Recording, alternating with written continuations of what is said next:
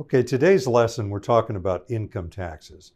And we just finished filing the 2021 tax return. So I'm sure you all are sick of listening about this. But it's the title that's up today, and we're going to talk specifically about the standard deduction and the amount that you get for 2022. And the reason we're, of course, talking about 2022 is because we're in the year right now, and we're planners. We're not history teachers of calculating what went on last year and the year before. We're going to look at that when new clients come into us, but we're planners. And so we're going to look at 2022, 2023, and on into the future. Our predictions get a little bit fuzzy when you get 5-10 years out, but in retirement planning, we're wanting to create a net income for you that's safe and that is comprised of different sources, and it's suitable to you. It's enough to live the way you want to live in retirement. And a big piece of that is tax planning. So, and actually for a lot of retirees, what is real important to them is doing charitable contributions. So, and then some people it's not. So we do a whole fact-finding process of learning and getting to know all our clients because they're all different. But when we get to tax planning, this standard deduction, it may seem like a simple, boring topic, but it's not to us. And when it comes to, it's really an awesome thing that in the new tax code that started 2018 in the Tax Cuts and Jobs Act, they made these standard deductions so you don't have to keep track of all this stuff. And it's the same for everybody. So when you have a married couple that are both over 65, you get $28,700. You just get to put that on your tax return. Those are your deductions. And then you don't have to keep track of the rest of the stuff. Now, so why does that matter? Well, I mean, if you take, I just took in 2 new clients. Both of them have an excess of 10 million of assets, which is a lot of assets, and actually significantly above there.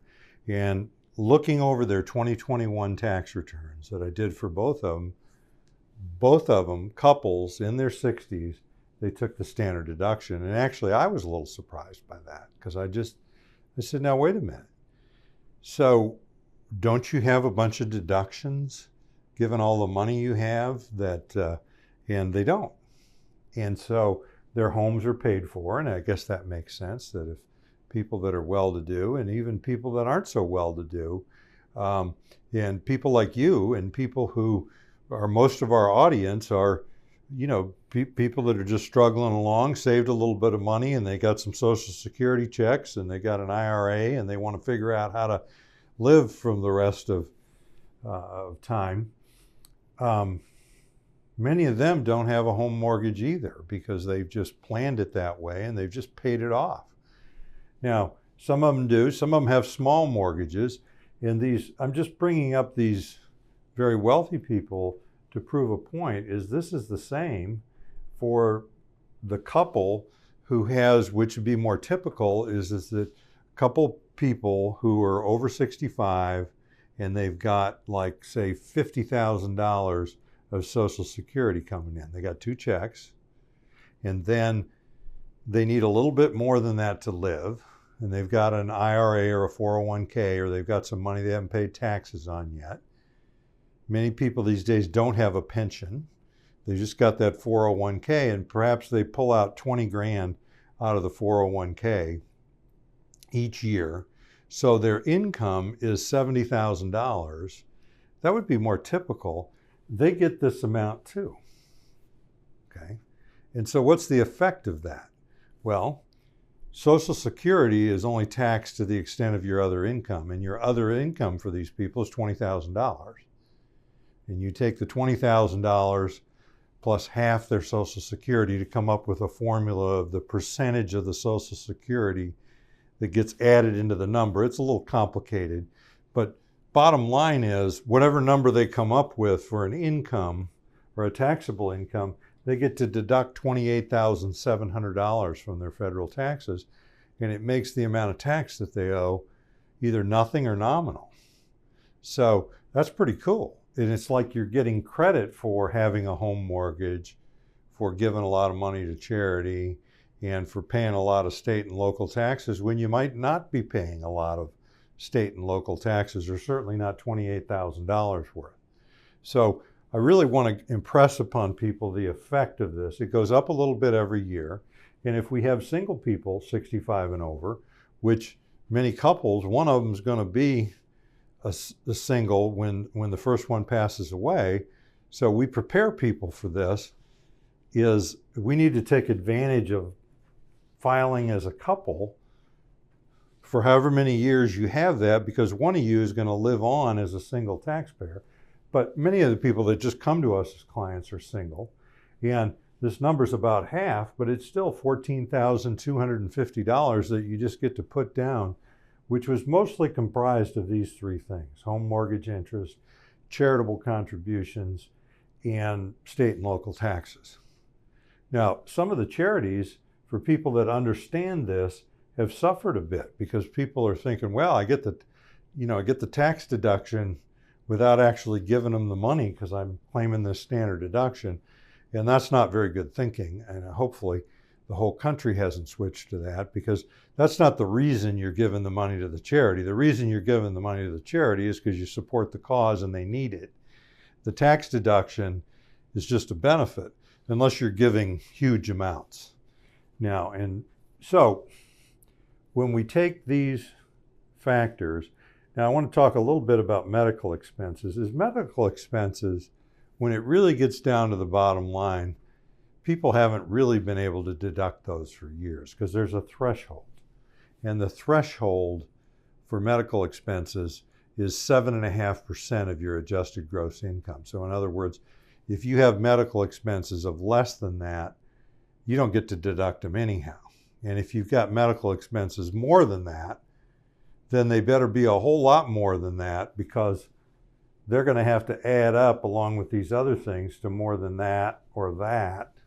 So bottom line is, you haven't been, and you still don't now get deductions for medical expenses. And my advice for that is just insure your medical expenses. If you're on Medicare and a supplement, or if you've purchased a Medicare Advantage plan, is your out-of-pocket is fairly limited on that, and just buy insurance for that. And then you won't have that problem of worrying about a deduction, and actually you're getting credit for it anyhow. Now, if you didn't have this, or you're thinking about, well, my deductions are way more than this, this is really what caught these people that have such a high net worth, is if they did have a mortgage, only $750,000 of it would be allowed. And at a 4%, we're just taking an average of 4% mortgage rate, that's $30,000 of interest that you could take a deduct. So just if somebody was at the maximum and at 4%, sure, that might be a few dollars over the standard deduction, but it would take that. And then you take charitable contributions, well, that would be an area that somebody could way surpass this. And then state and local income taxes have a cap of $10,000 now in this new tax bill, so you can only claim $10,000 of this to apply toward this as getting the greater amount. So they've simplified the tax code. The whole kind of thing they were talking in 2017 is, well, let's do this on a postcard. Well, how's that working for you? That didn't exactly happen. But in this area of claiming deductions, it has been made a lot simpler. So what are some of the strategies that we talk about with this? Number one is pay down your mortgage. I mean, I have a lady who I constantly go back to as an example. She's a client and a very dear friend of mine. She came into some pretty significant money from an estate, and it was real significant for her. It was as much as her net worth about 6 or 7 years ago. And she had a $160,000 mortgage at the time that she's, making the payments of $600, $700, $800 a month, whatever they were. And this $400,000 came to her, and we were deciding what to invest it in. And the first place that we did is we paid off the mortgage, and that was before this business. But she now, I mean, it's like she's getting, well, she's a single filer, but she's getting credit for having a home mortgage when she's not. And what I'm going to translate to you all is if you're before 65 or just turned 65 and you're anticipating retirement, I don't want everybody going out and paying off their mortgages. But within certain parameters is if you've got a smallish mortgage or you've got the money sitting somewhere on the sidelines that's not in an IRA and you could just pay it off, or, you know, if you're 61 and going to retire at 66, you know, could you make double payments so that it's gone by the time, you know, you retire? I mean, it's a good strategy because you're really not getting a credit for that interest on your taxes anymore. Now, let's talk about contributions. So if you're not 70 and a half and you're watching this video, well, thank you, because my audience tends to be the older folks.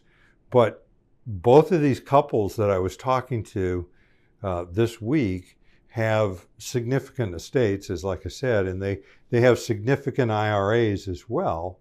And what I was explaining to them is we're going to start doing charitable contributions once they reach 70 and a half through their IRA. And that's through what is called a QCD, a qualified charitable distribution. And so if you haven't heard about these before, you heard it here first. So we do these all the time with our clients that are 70 and a half and older. And you can give up to $100,000 in any given year through a QCD, and the gift never shows up on your tax return, and it counts as a required minimum distribution, an RMD, in your IRA. Now, they've raised the age for RMDs to 72, but they didn't raise the age for QCDs when they did that. So they're still 70 and a half. So that doesn't mean you got to give the whole $100,000. My only point is if you're in your 60s now and you're coming into me and we're planning out the next several years or 10s and 20s of years, you know, and we're going through that. We're planning out taxes. We're planning out streams of income, Social Security, all of that. And we're calculating your tax bill, you know, and then you get this thing called RMDs. We can plan for that. And even before the RMDs, we can contribute to your favorite charity. And a lot of churches, I've gone in and met with the elders, and there's a lot of older people in the church sitting on IRA money, and then they give a contribution to the church, but they're just doing it out of after-tax money and not really getting the credit here. So the IRA is a wonderful tool for the charitable contributions. It just takes it into a different world. Now, you know, as I mentioned earlier, with medical expenses, just insure them. Yeah, and a little bit of a joke down here that stop sending your accountant a shoebox. The same lady that I told you about paying off her mortgage, I have an accountant, a CPA, who helps a number of my older clients do their tax return. And I have them deal with him through me. And so I get from her, it's not really a shoebox anymore, but it kind of feels like it is. It's one of those big brown things, and it's just stuff full of every receipt that ever could have been tax deductible. And she's got them all in there. And I've told her several times, I've quit telling her, I just take them and, you know, I don't send them all to him. I just pull out of there what we really need, scan them and send to him, and then I just leave them all the stuff that's irrelevant in those things. And then he does her tax return, and then I give them all back to her when she gets all that done, or mail them to her or something. But just the point is, I got a little bit of this at home, that my wife is still just keeping track of stuff that is no longer deductible. And there's just something about that receipt. And I just take it from her and I put it in a drawer. Say, thanks, honey.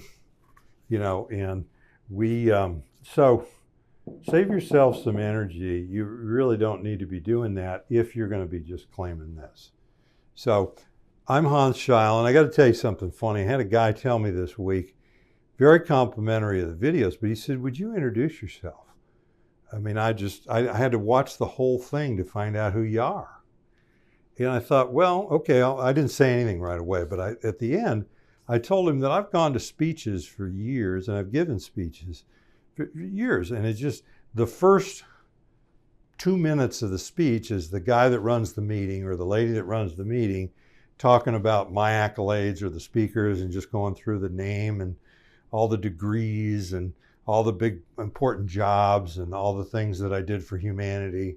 And then after that, then I go up there, or the speaker goes up there, and now giving a speech, I go through the same stuff again. I'm just talking about myself. And it takes the person 5 minutes to even get into their speech. So I just decided when I'm making these training videos, I'm just going to skip all the stuff about me. I'm very easy to find, Hans Scheil, or you go to this web page, cardinalguide.com, or you just took Hans Scheil and you put it in Google. And I mean, there's just pages. I'm a real easy guy to find for those of you that are interested in all that stuff. And I thank you very much for listening.